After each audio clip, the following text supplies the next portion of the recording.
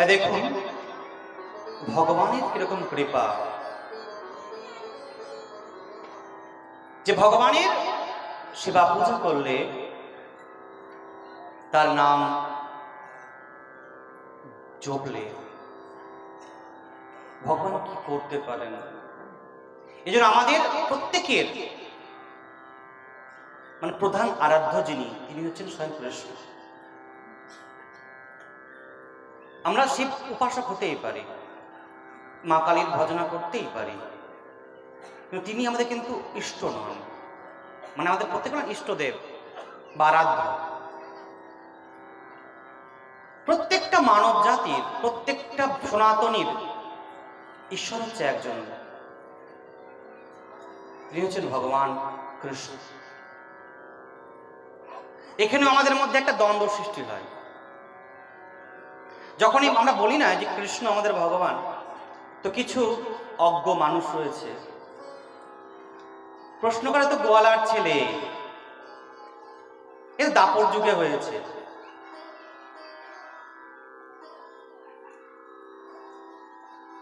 আমরা এটা বলি, কিন্তু গোয়ালার ছেলে, সে কি ভগবান? তিনি সত্যি ভগবান।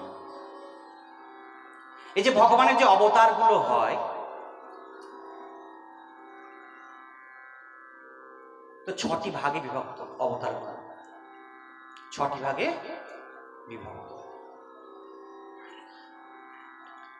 অংশাংশ, অংশ, কলা, আবেশ, পূর্ণ আর পরিপূর্ণ। কি কি বললাম? অংশাংশ, অংশ, কলা, আবেশ, পূর্ণ, পরিপূর্ণ। কোথায় আছে? গর্গ সংহিতা প্রথম খণ্ড, বৈকুণ্ঠ খণ্ড বলে বা গোলক খণ্ড, সেখানে পেয়ে যাব। তো ভগবানের এই যে অবতারগুলো হয়, সেগুলো 6টি ভাগে বিভক্ত। যেমন মরিচাদি, যে এগুলো হচ্ছে অংশাংশ অবতার ভগবানের। তারপরে অংশ অবতার, ব্রহ্মা, শিব, এরা হচ্ছে ভগবানের অংশ অবতার। কলা অবতার যেমন কপিল মুনি। এই আমরা অনেকে শুনি না কপিল মুনির কথা, এই যে প্রতি পৌষ মাসের সংক্রান্তিতে গঙ্গা সাগরের সবার যায় মেলা দেখতে, তাই না? সে কপিল মুনি, তিনি হচ্ছে ভগবানের কলা অবতার। ভগবানের আবেশ অবতার পরশুরাম। আরো অনেক, আমি একটা করে নাম বলছি, অনেকগুলি নাম আছে।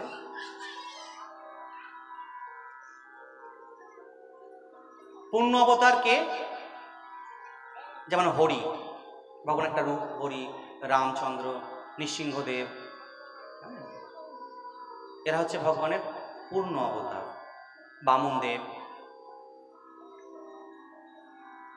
আর পরিপূর্ণ অবতার একমাত্র কৃষ্ণ, যিনি গোলক বিহারী, যিনি অনাদির আদি সর্বকারণের কারণ। সেই গোলক বিহারী কৃষ্ণ হচ্ছে পরিপূর্ণ অবতার। তিনি স্বয়ং, তারই অংশ কলা, আবেশ, অংশাংশ হচ্ছে বাকি সব দেব দেবীরা। বাকি যে অবতারগুলো আমরা শুনি নাম, হচ্ছে ভগবানের কোনটা অংশ, কোনটা অংশাংশ, কোনটা কলা,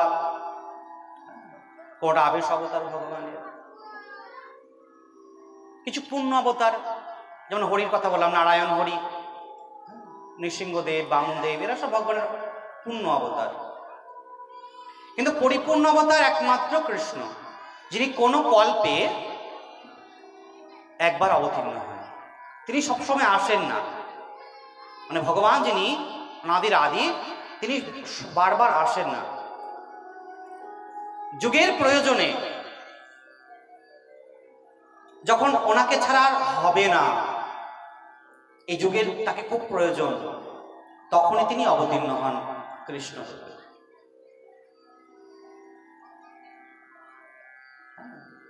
তিনি হচ্ছে অনাদির আদি, তিনি আমাদের সকলের আরাধ্য। তাই যা আমরা জানি বেশিরভাগ, যেগুলো মেনে চলি, আমি বারণ করছি না যে আপনি মা কালীর পুজো করবেন না, কে পুজো করবেন না, সে পুজো করবেন না, ওকে মানবেন না, আমি সেটা বলছি না। কিন্তু জানবেন আমাদের আরাধ্য, আমাদের ঈশ্বর একজনই, তিনি স্বয়ং ভগবান কৃষ্ণ। যা করুন ভগবানকে ছেড়ে নয়, তাকে বাদ দিয়ে নয়। দেখুন, যেই পুতনা ভগবানকে বিষ পান করিয়ে তাকে হত্যা করতে এসেছিল, এ হচ্ছে ভগবান আর দেবতাদের মধ্যে পার্থক্য। সে পুতনাকেও ভগবান মায়ের গতি দিয়ে বৈকুণ্ঠে পাঠিয়ে দেন। তার শত্রু তাকে বিষ পান করিয়ে মারতে এসেছিল, সেই পুতনাকে ভগবান কি করলেন না, মায়ের গতি, ধাত্রী গতি প্রদান করে তাকে উদ্ধার করে দিলেন এবং বৈকুণ্ঠে তাকে স্থান দিয়ে দিলেন। এই হচ্ছে ভগবান। তাই পুতনার গতিদাতা করুণার ঠাকুর ছেড়ে আমরা কার ভজনা করব, তাই না? এরকম করুণাময় ঠাকুর আর কোথায় আছে? তাই ওনাকে ছেড়ে আমরা কোথায় যাব, কার ভজনা করব? তাই ভাগবতের মর্ম সুশী আর শাসবাণী মানুষ ভগবানকে, ইহার অপেক্ষায় বড় কথা ভাগবতের। আর ভগবান চার মানুষকে ভক্ত ব্যাকুল, ভক্ত হচ্ছে ব্যাকুল ভগবানের জন্য, হ্যাঁ, আর ভগবান ব্যাকুল ভক্তের জন্য। আমরা ব্যাকুল কার জন্য?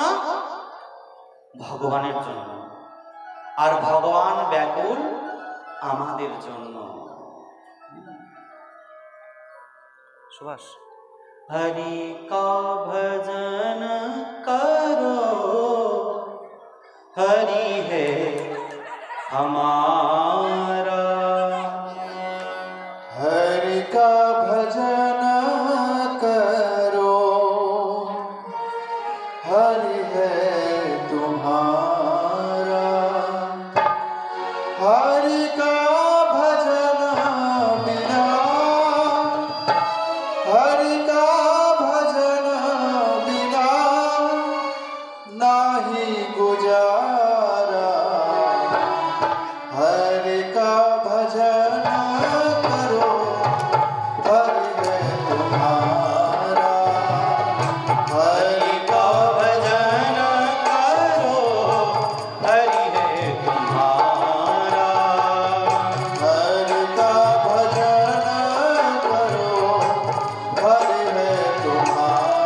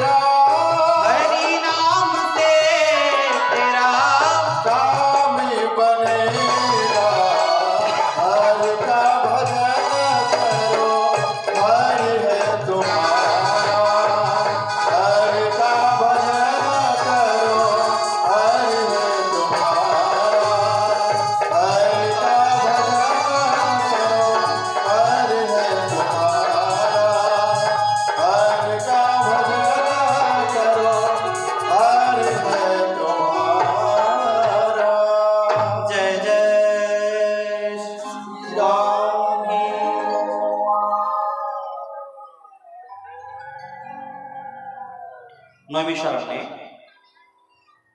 সহস্র বছর ব্যাপী একটি যজ্ঞ অনুষ্ঠান চলছিল। একটু আসতে নৈমিষারণ্য আমাদের ভারতবর্ষের উত্তরাখণ্ড রাজ্যে অবস্থিত একটি তীর্থভূমি, যেখানে যুগ যুগ ধরেই ঋষি মুনিগণ যেখানে যোগ অনুষ্ঠান করেন, দেবতারাও করেন। এই নৈমিষারণ্যে একটা সময় সনক নামে একজন ঋষি 1000 বছর, মানে সহস্র বছর মানে 1000 বছর ধরে একটি যজ্ঞ অনুষ্ঠান করছিলেন। সেই যজ্ঞ স্থানে লোমহর্ষ পুত্র এক ঋষি, যার নাম হচ্ছে লোমহর্ষ, তার পুত্রের নাম হচ্ছে সুত বা উগ্র শ্রবা, যার ভালো নাম হচ্ছে উগ্রশ্রবা, যাকে আমরা অনেকেই সুত বলে চিনি। দেখবেন যে কোনো গ্রন্থ পাঠ করতে গেলে প্রথমে আমরা পাই সুত ওয়াচা, না সুত বলছে। তো সেই সুতমুনি যিনি বেদব্যাসের শিষ্য, যার কাছ থেকে সমস্ত শাস্ত্র গ্রন্থ তিনি শিখেছেন। তাই সুত ছিলেন বক্তা রূপে প্রসিদ্ধ। তিনি ছিলেন বক্তা রূপে প্রসিদ্ধ। তার মতন বক্তা সেই সময় ভারতবর্ষে খুব কম ছিলেন। তাই উপস্থিত ঋষিগণ যখন তাকে দেখলেন, মানে সেই যজ্ঞস্থলীতে, তাকে বললেন, কি বললেন না, হরিকথা বলার জন্য বললেন যে হে সুত ঋষি, আপনি আমাদেরকে হরিকথা শোনান। ভগবত কথায় প্রীত আছে জেনে ঋষিগণকে সেই হরিকথা সুত বা উগ্রশ্রবা শুনিয়েছেন। সেই ভাগবত যে আসর, মানে যজ্ঞ আসরে সুত ঋষি সে সমস্ত ঋষিগণকে এই অমৃতময় ভাগবতের কথা শুনিয়েছিলেন। তাই কে বলা হয় ভাগবত। তাই মহামতি অশেষ বুদ্ধি ব্যাসদেব ভাগবতের রচনাকার। ব্যাসদেব হচ্ছেন এই ভাগবত গ্রন্থের রচনাকার। তাই বেদব্যাস সম্বন্ধে বলা হয় যে তিনি বেদান্ত সূত্র, মহাভারত, পুরাণ আদি 17টা পুরাণ রচনা করে অতৃপ্ত ছিলেন, মানে তৃপ্তি লাভ করতে পারেননি। তিনি ভাবছেন যে আমি এত কিছু করলাম, কিন্তু কলির জীব কি তা পড়তে, তাকে পড়ে বুঝতে সমর্থ হবে?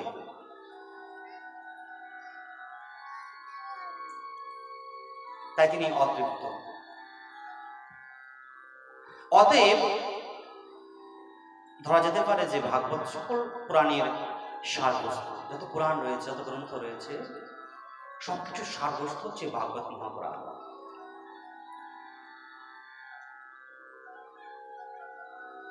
তাই ভাগবত রচনা করে বেদব্যাস তার আজন্ম ব্রহ্মচারী, পরম জ্ঞানী,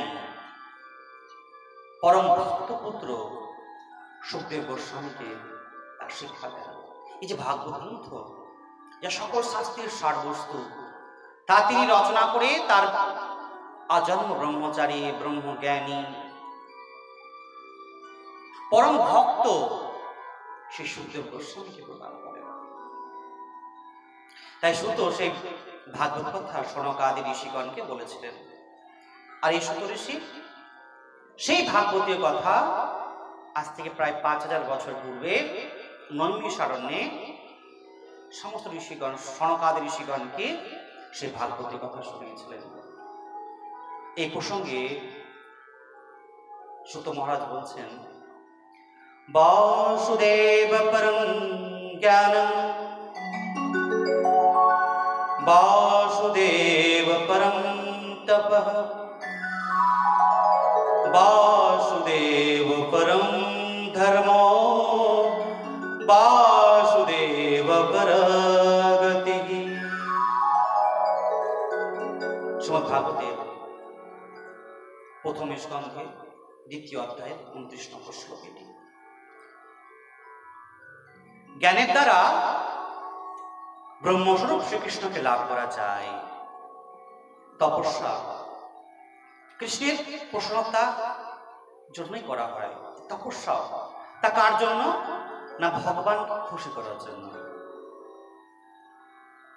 কৃষ্ণের জন্য, মানে ভগবানের জন্যই সমস্ত অনুষ্ঠান। এই যে আজকে যে ভাগবতীয় কথা, এটাও কিন্তু ভগবানকে খুশি করার জন্য, তার আনন্দের জন্য।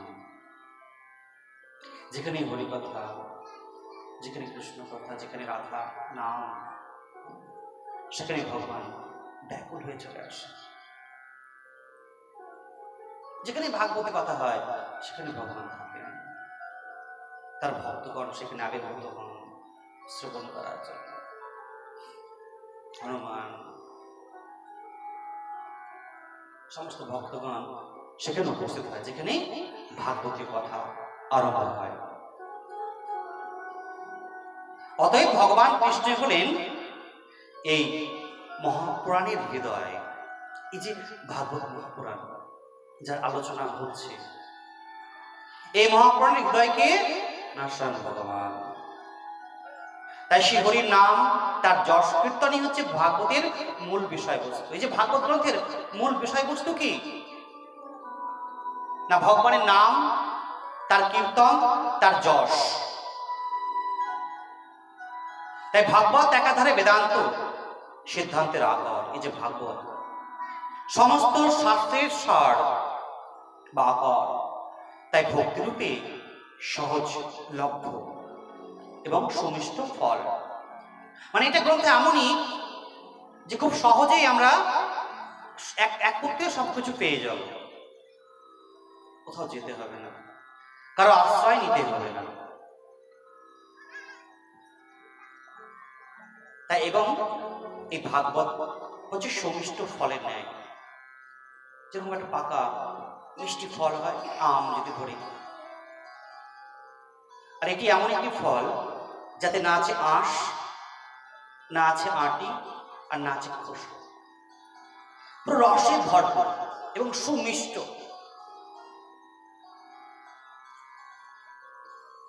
শুক পাখি তার চঞ্চু দ্বারা সবসময়, মানে তার যে ঠোঁট, শুক পাখি সবসময় মিষ্টি ফলকে আঘাত করে এবং তার সে রস পান করে।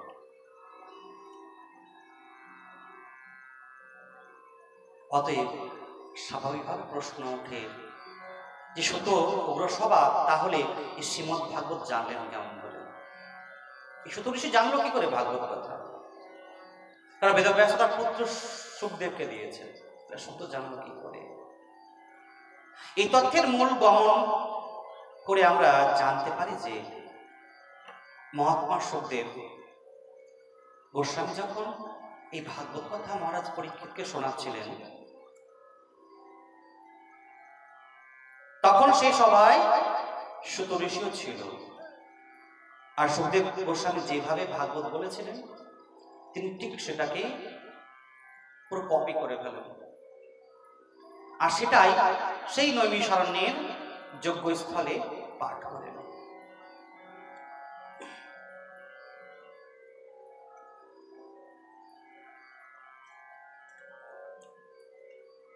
চক্রবর্তী সম্রাট মহারাজ পরীক্ষিত, ইনি হচ্ছে পাণ্ডব পুত্র ছিলেন, মানে পাণ্ডবদের পৌত্র, মানে পোতা ছিলেন। এই যে মহারাজ পরীক্ষিত, যাকে সুখদেব গোস্বামী এই ভাগবত শুনিয়েছিলেন, ইনি ছিলেন পাণ্ডবদের পৌত্র, অভিমন্যুর পুত্র। ইনি ছিলেন অশেষ গুণ সম্পন্ন, পরম ভাগবত এবং মহা ভক্ত। এই পরীক্ষিতকেই মাতৃগর্ভে ভগবান রক্ষা করেছিলেন ব্রহ্মাস্ত্র থেকে। শ্রী ভগবানের অচিন্ত শক্তির সেই ঋদ্ধ ব্রহ্মাস্ত্র ব্যর্থ হয়েছিল। অতএব পরীক্ষিত মাতৃগর্ভেই ভগবানের কৃপা লাভ করেছিলেন। যে পরীক্ষিত, ইনি মাতৃগর্ভে কিন্তু ভগবানের কৃপা লাভ করেছিলেন। তাই ধৈর্যশীল, পরম ভক্ত, সর্ববিদ্যায় তিনি পারঙ্গত ছিলেন, পারদর্শী ছিলেন। তাই পরীক্ষিত ধর্মশাস্ত্র অনুসারে রাজ্য পালন করতেন। তিনি ছিলেন জন্মেঞ্জয় আদি রাজর্ষির জন্ম এবং ধর্ম মর্যাদা লঙ্ঘনকারী শাসনকর্তা, এমন গুণ ধারার পরম ভাগবত এবং জন মনোরঞ্জনকারী মহারাজ পরীক্ষিত ও একটি ভুল করে মনুপুত্রের অভিশাপে অভিশপ্ত হন। এত জ্ঞানী হয়েও তিনি ছোট্ট একটি ভুলের জন্য এক মণিপুত্রের দ্বারা অভিশপ্ত হন। একদিন মহারাজ ধনুর্বাণ নিয়ে মৃগয়া করতে গেছিলেন এবং পূর্বে তার রত্ন ভাণ্ডারের প্রবেশ করেছিল। রত্ন ভাণ্ডারের অন্যান্য বস্তু সকলের সঙ্গে একটি সুবর্ণ ক্রিটি ছিল। মহারাজ পরীক্ষিতের যে রত্ন ভাণ্ডার, মানে তিনি যা যা তার যে আসবাবপত্র গয়নাগাটি, সে ভাণ্ডারে একটি সুবর্ণ ক্রিটি ছিল। সেই কিরীটিটা জরাসন্ধের, যে মহারাজ জরাসন্ধ ছিল কংসের শ্বশুর মশাই, তার সেই কিরীটিটা। তাই মহারাজ পরীক্ষিতের পিতামহ মধ্যম পাণ্ডব ভীমসেন যখন জরাসন্ধকে বধ করে, রত্নভাণ্ডারের অন্যান্য বর্ষকলকে সঙ্গে একটি কিরীটি ছিল। সেই কিরীটিটি নিয়ে জরাসন্ধ কাছ থেকে নিয়ে আসেন এবং সেই কিরীটির মহারাজ পরীক্ষিত কি করেন, তার যে মুটু তাতে লাগিয়ে তা ধারণ করেন এবং এই মহারাজ মৃগয়া গমন করলে তার মধ্যে জরাসন্ধের রাজগুণের সংক্রমণ হয়। তার মধ্যে কি হয় না, সেই জরাসন্ধের রাজগুণ রয়েছে, রজগুণ, সে রজগুণের প্রভাব কিন্তু মহারাজ পরীক্ষিতের মধ্যে চলে আসে সেই ক্রিটির মাধ্যমে। এবং শ্রমিক ঋষির আশ্রমে গিয়ে তাকে জল রচনা করে, কিন্তু শ্রমিক ঋষি ধ্যানমগ্ন ছিলেন, তিনি বুঝতে পারেননি। সেই ক্রিটির দ্বারাই মহারাজ পরীক্ষিতের মধ্যে রজগুণের আবির্ভাব হয়। এর ফলে কি হয় না, তিনি ক্রোধিত হন এবং সেই শ্রমিক ঋষিকে অপমান করে ফেলেন। শ্রমিক ঋষির পুত্র হচ্ছে সিংহ ঋষি। তিনি তখন কৌশিক নদীতে স্নান করছিলেন। তখন সমস্ত বালকরা গিয়ে বলে, জানিস তোর বাবাকে এক মহারাজ অপমান করেছে। যেই না শোনা, তিনি না বুঝে না জেনেই কৌশিক নদীর জল হাতে নিয়ে অভিশপ্ত করে দেন মহারাজ পরীক্ষিতকে, যিনি আমার পিতাকে অপমান করেছে তার সপ্তম দিবসে মৃত্যু হবে। এই বলে তার উপরে জল নিক্ষেপ করে দেন।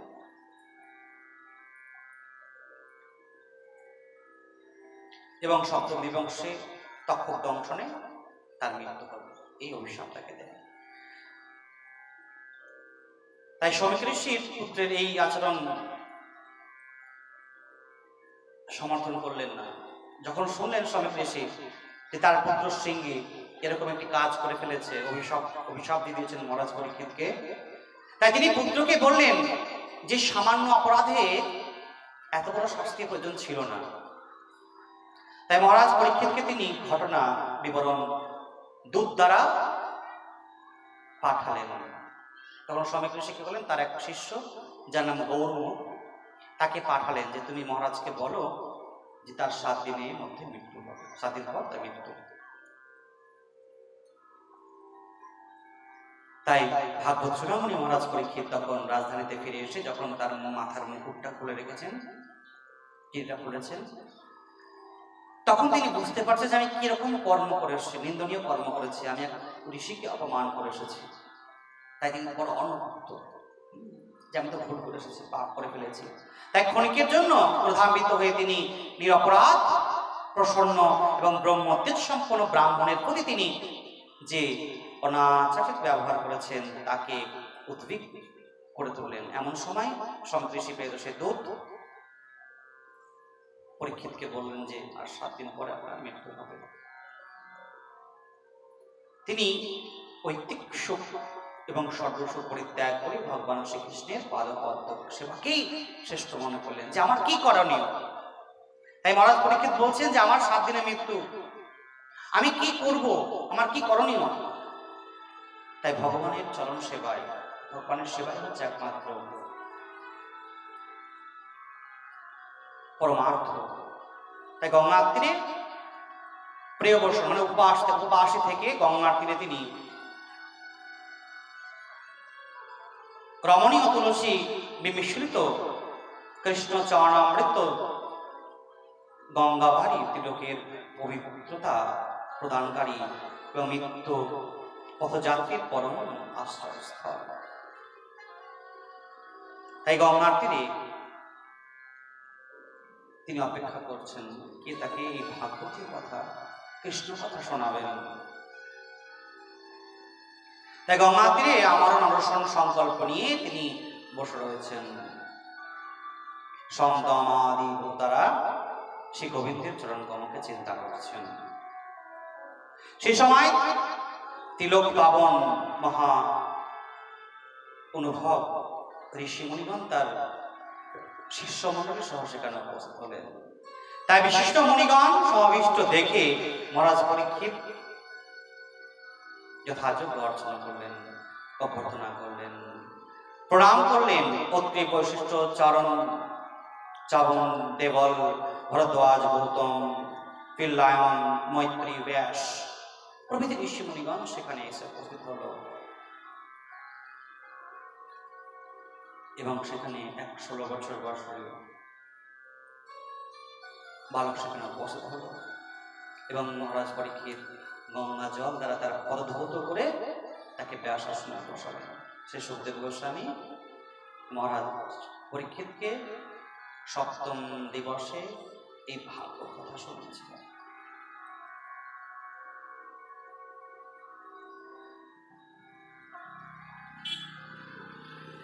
ভাগবতকে ভগবান শ্রীকৃষ্ণ বাগ্রীধারী রূপে দেখা হয়।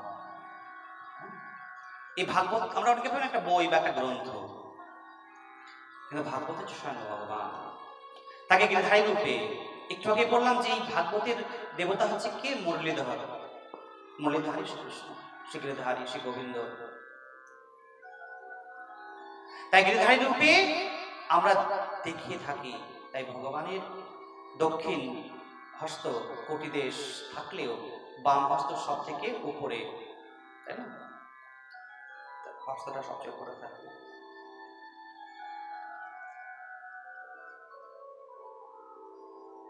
তাই গৃহবর্ধ ধারণ করে আছে। তাই দ্বাদশ স্কন্ধ যুক্ত যে শ্রীমদ্ ভাগবত গ্রন্থ, যা দ্বাদশ স্কন্ধে বিভক্ত, যার মধ্যে ৩৩৫টি অধ্যায়। এই ভাগবত মহাপুরাণ দ্বাদশ স্কন্ধ বিশিষ্ট ৩৩৫টি অধ্যায় এবং ১৮,০০০ শ্লোক সমন্বিত। এই ভাগবতের মধ্যে ১২টা স্কন্ধ, ৩৩৫টি অধ্যায় এবং ১৮,০০০ শ্লোক। এই যে 12টা স্কন্ধ ভগবানের 12টা অঙ্গ। যেমন প্রথম থেকে দ্বাদশ স্কন্ধ, প্রথমে ১-২ হচ্ছে ভগবানের দুটি চরণ, দক্ষিণ বাম মানে ডান বাম। তারপর তার উরুদেশ, তার বাম উরুদেশ, তারপরে দক্ষিণ কোটিদেশ, বাম কোটিদেশ, দক্ষিণ হস্ত, দক্ষিণ স্কন্ধ, বাম হস্ত, বাম, তারপরে তার হৃদয়, একাদশ হচ্ছে তার ললাট মানে কপাল, দ্বাদশ হচ্ছে তার মস্তক। এইভাবে দ্বাদশ স্কন্ধে শ্রীমদ্ ভাগবত মহাপুরাণ। তাই স্পর্শ না করলেই পবিত্রতা অর্জন হয়। যদি আমরা ভাগবতকে পুজো না করতে পারি, মানে তার পাঠ না করতে পারি, করতে না পারি, তাকে স্পর্শ তার পুজো করলেও ভগবানের স্পর্শ লাভ হয়। যদি নিত্য আমরা ভাগবতকে তুলসীপত্র পুষ্প দ্বারা পুজো করি, পড়তে না পারলে তাকে যদি স্পর্শ করি, তার পাতাগুলোকে ছুঁয়ে নেব, কেমন প্রতিটা পেজ উল্টে যদি স্পর্শ করি লেখাগুলোকে, তো ভাববেন যে ভগবানের গায়ে হাত বোলাচ্ছেন, তাকে স্পর্শ করা হচ্ছে। প্রত্যেকটা স্কন্ধে ১ থেকে ১২ নম্বর স্কন্ধ ভগবানের 12টা অঙ্গ। ১-২ যেমন তার চরণ বললাম, ৩-৪ দুটো তার জান, তার নাভি, তার বুক, তার গলা, তার ঠোঁট, ১১ হচ্ছে তার কপাল, আর ১২ হচ্ছে তার মাথা। এই ৭-৮ যেমন তার দুটো হাত, ৭-৮ তার দুটো হাত, ৯ গলা, ১০ মুখ, মানে মুখের হাসি। একাদশ তার কপালটা, আর দ্বাদশ নম্বর যেটা সেটা হচ্ছে তার মস্ত স্বয়ং ভগবান, মানে ভগবানের একটা অঙ্গ এই ভাগবত। যদি আমরা তাকে স্পর্শ করি তাতে কৃপা লাভ। তাই ভাগবত ভক্ত ভগবান এক অভিন্ন। এই প্রসঙ্গে শ্রীমদ্ ভাগবতে বর্ণিত আছে যে সে ভগবানের উক্তি স্মরণ করে যেতে পারে। সাধু হৃদয়ং মহং সাধুনং হৃদয়ন্তঃ মদনন্তেন যনন্তেনহং তোভ্যং মনামপি। শ্রীমদ্ ভাগবতের নবম স্কন্ধে 4 নম্বর অধ্যায় 64 নম্বর শ্লোকে এটি রয়েছে। তাই আমার প্রেমী ভক্ত আমার হৃদয়, ভগবান বলছেন যে আমার প্রেমী ভক্ত যারা আমাকে ছাড়া আর অন্য কিছু ভাবে না, তারা আমার হৃদয়। আর সেই প্রেমী ভক্তের হৃদয়ে আমি থাকি। ভগবান কি বলছেন? যে ভক্ত আমাকে ছাড়া আর কাউকে ভাবতে পারে না, সেই ভক্ত আমার হৃদয়ে থাকে, আর আমি তার হৃদয়ে থাকি। তারা আমাকে ছাড়া আর কিছু জানে না, আর আমিও তাদেরকে ছাড়া কিছু জানি না। ভগবান বলছেন যে তারাও যেমন আমাকে ছাড়া কিছু জানে না, কিছু বোঝে না, সেরকম আমিও তাদেরকে ছাড়া কিছু বুঝি না। তাই বিশাল ভাগবত মহাপুরাণের আদি ও অন্তে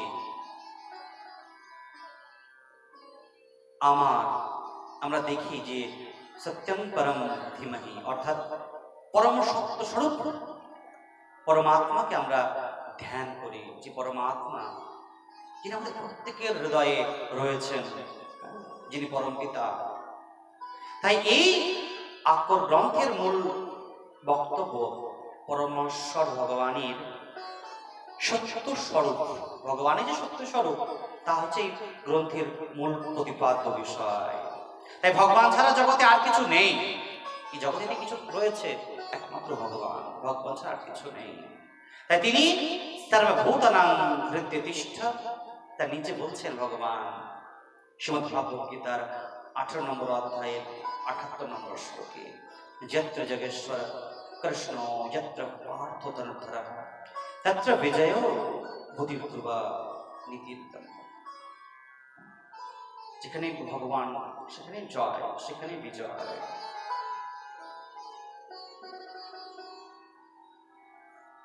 তারপরে আমরা প্রবেশ করব ভাগবতের মাহাত্ম্যে। আমরা সকলেই জানি যে কোনো গ্রন্থ পাঠ করলে গ্রন্থ পাঠের শেষে মাহাত্ম্য পাঠ করা হয়, কিন্তু ভাগবত মহাপুরাণের ক্ষেত্রে প্রথমে মাহাত্ম্য, পরে পাঠ।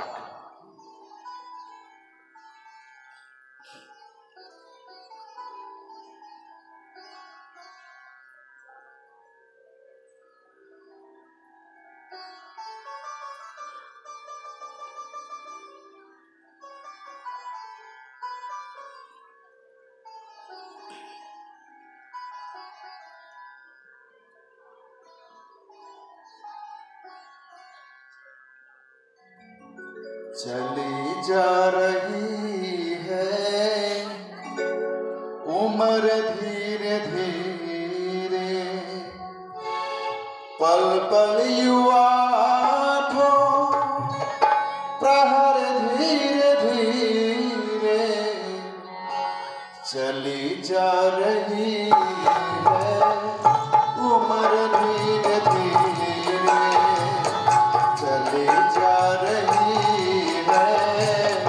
उम्र धीरे धीरे, पल पल युवा ठो प्रहर धीरे धीरे, पल पल युवा ठो प्रहर धीरे धीरे, चली जा रही है उम्र धीरे धीरे, चली जा रही